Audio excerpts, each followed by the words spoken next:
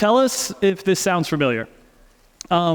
Your campaigns can't seem to deliver on the targets that you're setting, or your campaigns are hitting your efficiency goals, but you're having trouble scaling, right? You're hitting your target CPA, you're hitting your target ROAS, but you want to scale up and increase the volume there. Again, here 93% said yes, and the other 7% were lying. What we want to talk about today is how we can move from this position of we have campaigns, we have targets set up, we're running automated bidding strategies, we understand that we're using AI, but we want to get to the place where, we want to get to the place where we understand the AI that we're using so that we can move beyond these issues, so that we can scale up our campaigns and continue delivering on the targets that we are trying to set.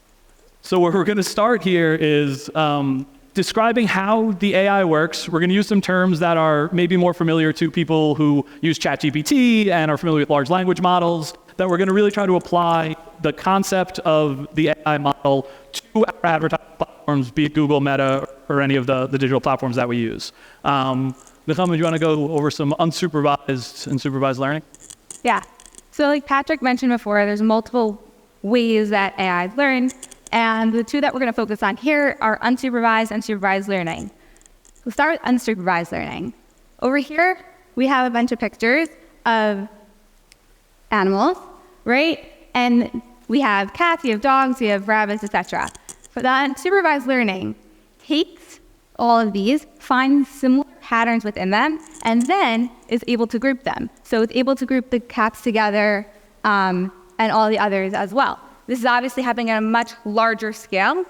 So with more data, you'll see more similarities, right? So like, let's take this away from cats for a second and bring it to our advertiser. We're going to talk about user behavior, right? Different behaviors that people exhibit, which then cause them to do other things. So when we have audiences in our platforms that we're like, oh, Google knows who to show our ad to. But even if we don't understand it, that's what we're saying. We're saying that it has identified patterns within user behavior that it is optimizing towards. So the training objective, because it's all training data, right? It's learning.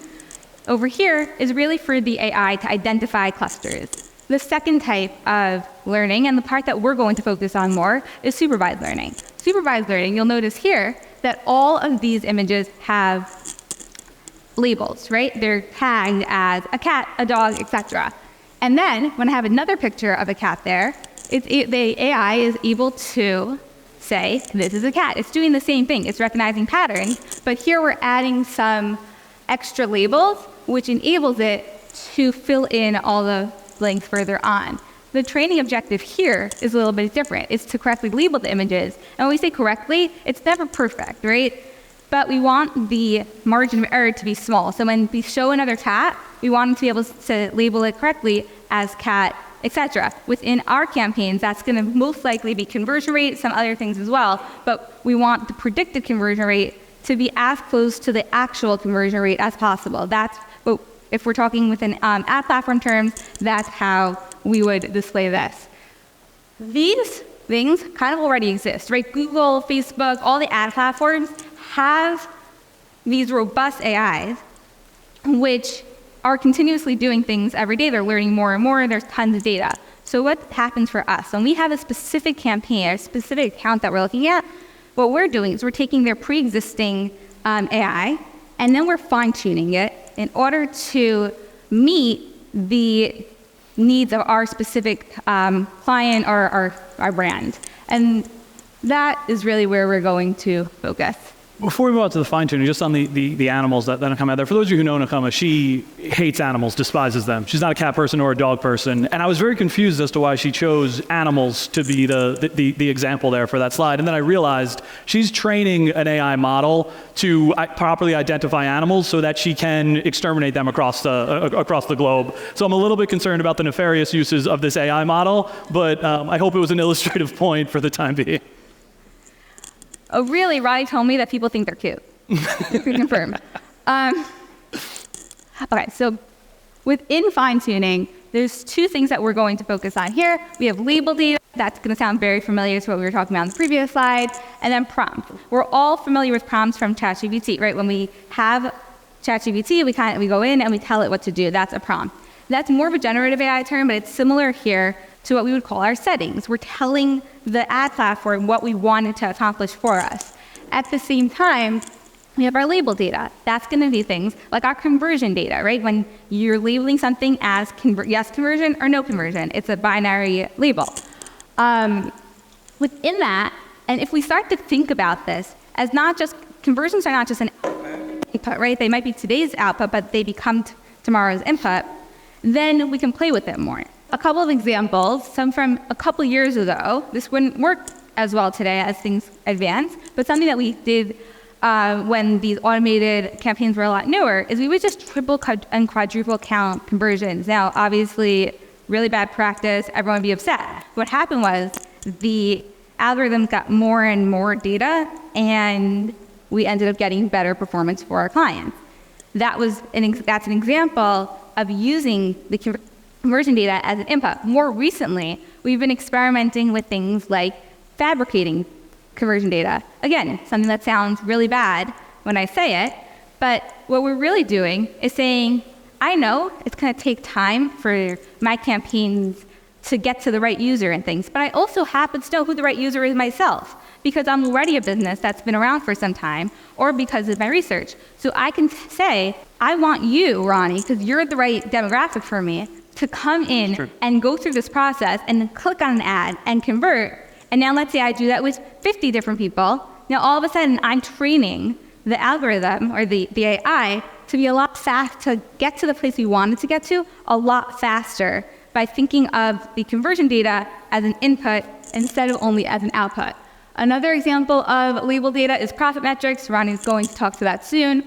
Yep. We also have our audience signals. So when we have audiences that are labeled as people from the age of 18 to 25, right? That's a label. That's something that we use.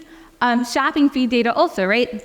We have within shopping feeds, whether it's for Google or for Meta or for any platform, it's all labeled data, which is used in order to say, hey, this diamond is actually a diamond, or this bike is a bike, whatever it is, and to give information about that.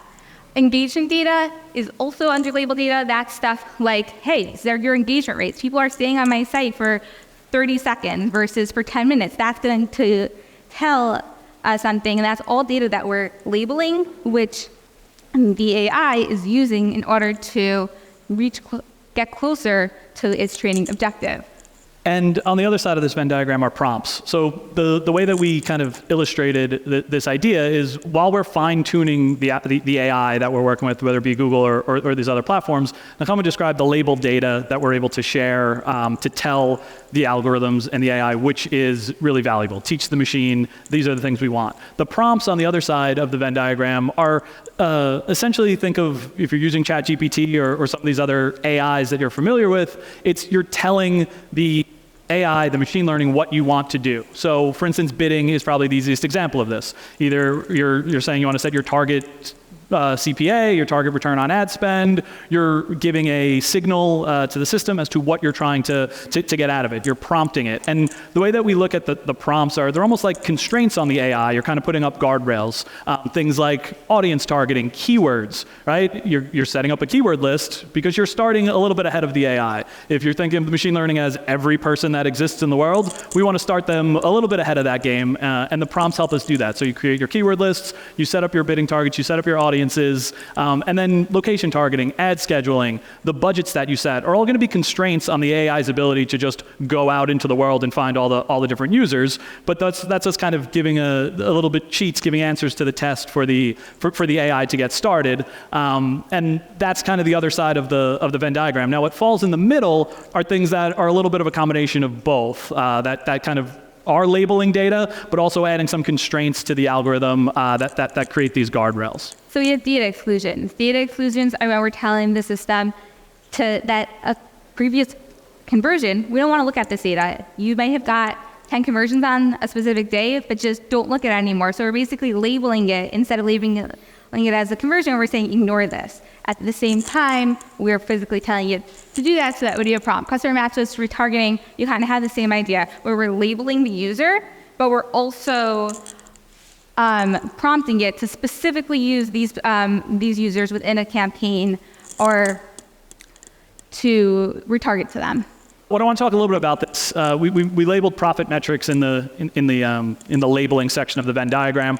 Profit metrics, a sponsor today, so shout out, thank you guys. I promise that's not why I'm talking about them here. This is completely independent, but we do appreciate their support. Why we wanted to talk about profit metrics during this presentation is because what profit metrics allows us to do is make our labeled data a little bit smarter. So we talked about conversion data is labeled data that we're signaling to the AI. For an e-commerce client, that's generally transactional data, right? Revenue. Google Ads knows how much each person's basket size is when they make a purchase. That revenue data comes in, and you optimize your campaigns based off of that revenue data, setting a target return on ad spend, understanding how much revenue your campaigns are generating. But the truth is, not every product has the same profit margin. And even within product categories that have similar profit margins where it might be marginal, every transaction has other costs associated with it. For instance, someone might be using a discount code. You might be shipping to another part of the country. So two products that have the same margin sold to two different people may result in very different levels of profit. And if you're just pulling in the revenue data from the transaction into our ad platforms, you're leaving valuable information on the table and you're optimizing on what is suboptimal data. So a platform like Profit Metrics allows you to take all those costs into account, set up your feed such that every product that you're targeting, every product that you're selling has the shipping costs associated with it, any discounts that get added, your cost of goods sold, so you get your gross profit margin, and then the data that you're actually sending to the ad platforms is actual profit. And you can set your targets accordingly, where a 1 times return on ad spend is just is hitting that 1 times everything is profit. Beyond that, you scale up and you adjust your targets accordingly. So this is one example of labeled data to the next level, not just sending in accurate conversion data, but going a little bit beyond that and getting as much accuracy to the data as possible, and it gives you a leg up on the competition. It's a marginal way to be more competitive and more accurate with your campaigns. All right, so we talked through a lot of things here, profit metrics, all the different ways that we can fine-tune the algorithm, but I wanted to kind of reset at this point with the question that I hear from clients a lot, and maybe you guys have heard, and maybe you guys have asked yourself, can I just set my target ROAS and be done with it? Like, isn't that the whole point? This is artificial intelligence. I tell Google I want to receive 5 times return on ad spend, and then it does it for me, right? And that's the question that I asked Nechama. So we can't. At least not yet. Buzzkill. But there's 3 main reasons. The first one is data deficiencies, right? So all this is reliant on your data. If you don't have enough data, then it's not going to work. Now, what is enough data is something like that's a little bit separate. We'll touch on that a little bit later. But the overall, even businesses that are bringing in tons and tons of conversions, to hit a point where you have enough data, it takes a lot of time, and you can always kind of be better at that. The second thing is what we're calling hallucinations, but really what we mean here in simple terms is just it's not perfect, right? Like Patrick was saying earlier, like you'll get a keyword or suggestion and you're like, that makes no sense. That's because the AI is just not perfect. So that's another thing that we're dealing with. And the third thing here is platform and market dynamism. And what we mean here is that things are changing, right? And if you're going to wait for the AI to react to every single change in the market or in your business, then you're really just playing catch up. When we get more data, I'm keep talking like, okay, we need more data. What does that mean? Data is something that we're buying now, so our investment is in data. If we just wait to get enough data to be able to optimize efficiently, at that point, most clients won't get there because they'll already pull the plug and freak out and say like, we can't do this, this isn't working for us. It's a consistent investment in your data, and what we need to do is give additional inputs like we spoke about earlier and we'll continue to speak about in order to speed up that learning process. And really this slide is in some ways the answer to clients of like, why do I pay an agency to run my ads if Google's AI can just do it all for me? And a quick anecdote, I think about the third piece, the dynamism of the market. I had a client recently reach out to me. We had worked with them for years. They were clients since 2018. We worked with them kind of throughout the pandemic. And about a year ago, they we scaled them up to where they could go. They had a new CEO come in, and they were like, hey, we just don't feel that we need to pay you guys anymore. You set up the campaigns, they're great, they're kind of running, and everything's been awesome. So we parted amicably about a year ago, and just 2 weeks ago, reached back out to me and said, hey, I know this is kind of awkward, but all those campaigns that were working really great have started to really decline over the last couple months. Can you guys come in and fix it? And I think that that's the truth. People assume that, oh, we're automating everything. It's set it and forget it. AI is going to handle things for us. The way he described it to me, he was like, I felt like I could steer it, but I could steer the car, but I'm not a mechanic. I can't fix it now that it's broken. And I think that the truth is the markets and the platforms themselves are so dynamic. It requires constant vigilance to be updating these things, to be fine-tuning the algorithm in order to make them work. And that's why, to Patrick's earlier point, I do think that this is a very exciting time to be in our industry, because I think we're more valuable than ever, even if people might not realize it at first. What we're talking about here is a lot of the AI confidence. So how confident is the AI to be able to continue to perform for us?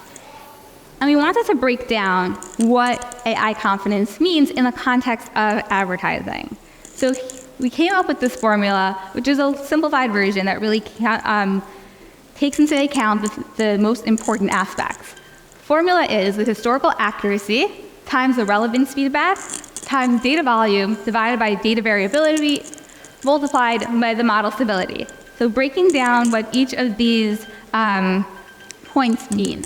The first is the historical accuracy. So if you have a campaign and you're asking for 5 times return, and you've been asking for that for the last 3 months and it has never hit it, it feels like it wasn't able to hit its goal in the past, then it's not going to have a lot of confidence doing it in the future, right? That's very similar to just humans, right? When we can't do something, we've never succeeded at something, our confidence starts to wane.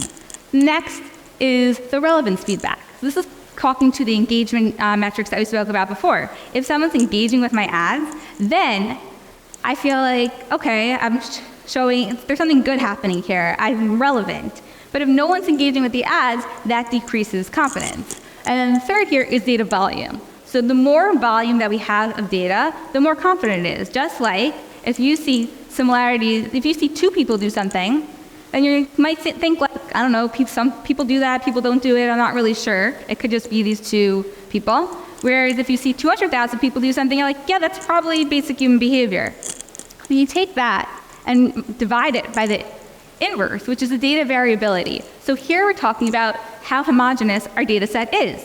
If you had 10 clones of the same person who are all your customers, then you could probably think the 11th person will probably look the same. But what if those 10 people all looked a little different or very, very different? Then it becomes much harder to predict the next person. So the more homogeneous your data set is, or in our case, your conversions are, the less data it's going to take to get to a point of confidence. The more diverse the set is, the more data it's going to take to get there. And when we take all that and we multiply it by our model stability, really by that we just mean the consistency. If you were hitting your targets 1 week and the next week you weren't and you're kind of all over the place, then again, the model's not gonna have a lot of confidence. But if you're consistently hitting or even consistently not hitting, as long as there's consistency, that's going to increase the confidence in the model. So a few examples of these hallucinations that can occur is misleading performance predictions. I think we've all seen Performance Planner and other tools that are just incorrect. Inaccurate targeting suggestions when they tell you to target other countries that you certainly don't want to target. Keyword recommendations, bid optimizations. These platforms and the AI have all of these ideas, and sometimes they're just wrong. And that's why it requires someone at the helm and driving the ship. And what can happen is one such hallucination or error in the system is known as overfitting, an overfit model. Nechama mentioned the homogeneity of the data, and the way that works is the confidence in the model can be very high on a very homogeneous data set, but that might also create blind spots. One funny example of this, back in 2015, 2016, Amazon was trying to develop a resume scanning software and went through it for a long period of time, found out that it was really biased against women in the hiring process. And the reason for that was the data set of 100 years of hiring data was biased against women.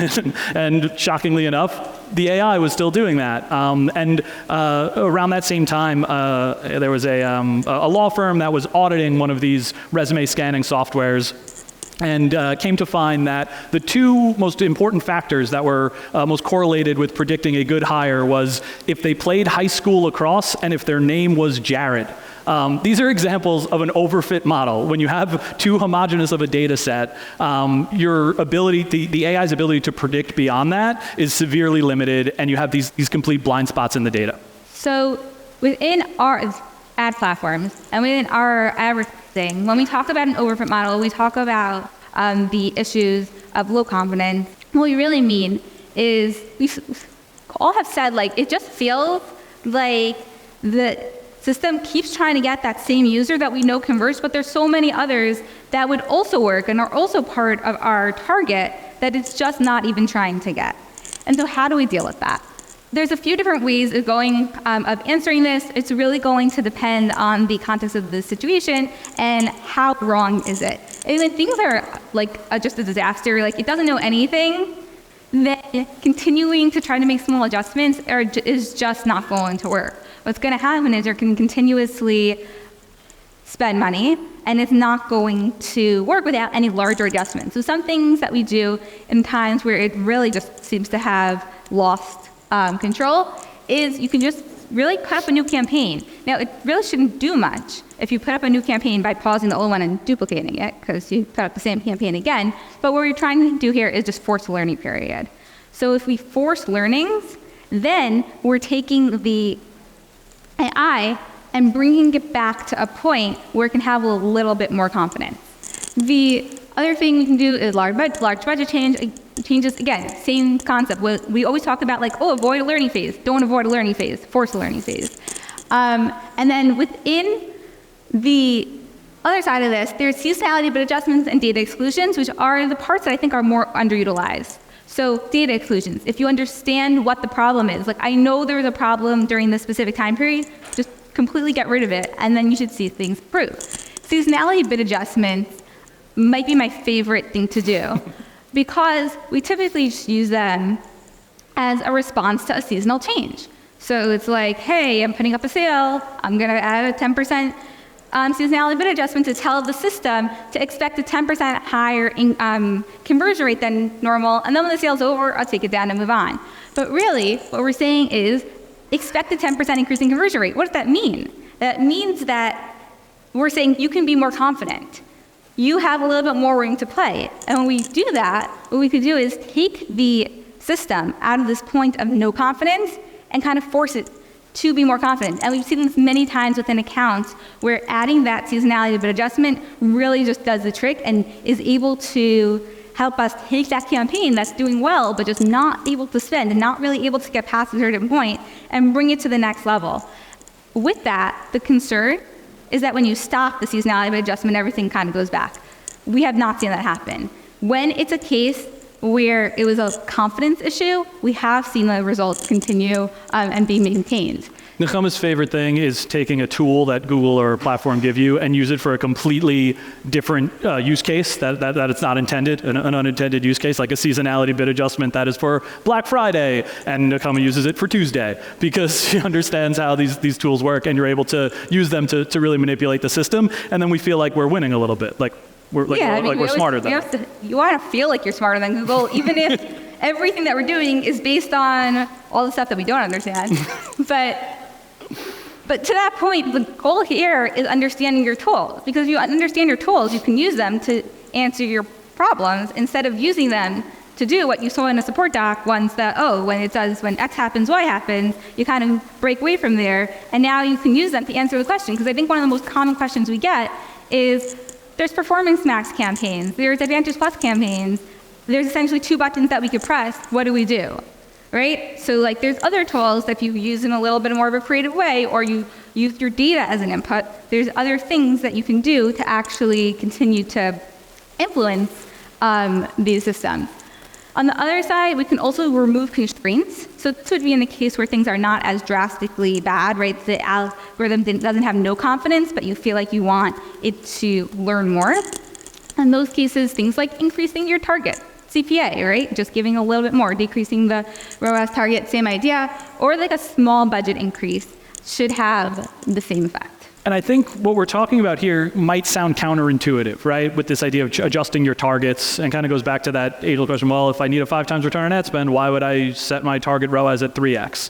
And the truth is, what we're trying to get at here is this matrix of how an AI works in terms of confidence and accuracy, right? So there's kind of 4 quadrants here. The way that the AI operates, it needs to have confidence to be able to spend and scale, and the accuracy is really important to deliver the results that you're trying to accomplish. So in the first quadrant here, if you have high accuracy and the AI has low confidence in it, you'll make a little bit of money, right? You're going to be efficient in your spend. The accuracy of the data has gotten you to the point where you're generating the outcomes you're trying to accomplish. But if the AI doesn't have confidence in finding more of those outcomes, you're going to be limited in your scalability. In the top right quadrant, you're going to have high confidence and high accuracy. You're Scrooge McDuck swimming in money. That's the holy grail. That's what you want. You want to be feeding accurate data into the AI and allowing it to have enough confidence to scale and grow beyond your current restraints. On the other side of things, if you have low accuracy in your data, it's like setting money on fire, right? If you're not providing the AI with the right information, you're wasting money. If that AI has low confidence, you're wasting a little bit of money. If the AI has a high degree of confidence, you're the Joker watching the world burn, because you are signaling to the system to continue to spend the money and keep going. The AI thinks it's doing a great job, but because of the low accuracy of your data, you're actually just wasting your money and wasting your time. And I think the main takeaway, and this is kind of the end of our presentation, is that the AI, everything that we're talking about today, machine learning, all the different names for it, and the way Patrick articulated it was very impressive. But the idea is, we know it's this powerful tool, and it can do so much for us if we know how to use it and we know how to harness it. But really, if we don't and we're still using it, I think we've all seen enough science fiction movies to show us the pitfalls of, unchecked AI and things like rogue killer robots and Skynet launching nuclear attacks autonomously against the human race, or something even worse, a decline on return on ad spend. Thank you for your time today. We appreciate it. Nechama and I will be around if anyone has any questions. Thank you.